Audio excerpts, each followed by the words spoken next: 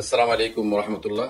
সম্মানিত দর্শক শ্রোতা, অনেকেই আমাদের কাছে জানতে চেয়েছেন যাদের বর্তমানে এস্টাবলিশমেন্ট কার্ড অর্থাৎ ইমিগ্রেশন কার্ড ব্লক আছে এবং লাইসেন্স ব্লক আছে তারা কি ক্যান্সেল হতে পারবেন।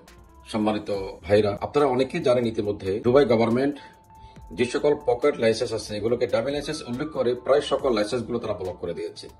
বর্তমানে যে সকল ভাইরা এই লাইসেন্স আছেন তাদের ক্যান্সেল করতে অনেক সমস্যা হচ্ছে এবং ক্যান্সেল কেউ করতে পারছেন না, এবং করতে পারছেন এমন রেকর্ড আমাদের হাতে এখনো পর্যন্ত আসেনি। তো আপনাদের সামনে গভর্নমেন্ট তিনটি অপশন দেখাচ্ছে।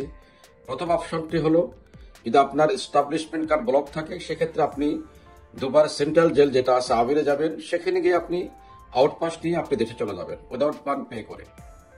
এই একটি অপশন। সেকেন্ড যে অপশনটি রেখেছে সেটি হলো, আপনি সেম সেন্ট্রাল জেল আবিরে যাবেন দুবাই, সেখানে গিয়ে আপনি আউটপাস নেবেন, দেন আপনাকে 2400 বা 2500 দিরহাম ফাইন দিবে, ওই ফাইনটা পে করবেন, আপনাকে এক সপ্তাহ সময় দিবে, ওই সময়ের ভিতরে আপনি আউটপাস নিয়ে চলে যাবেন, দেন আপনি আবার কাম ব্যাক দুবাইতে আসতে পারবেন, আপনাকে তারা ব্যান করবে না।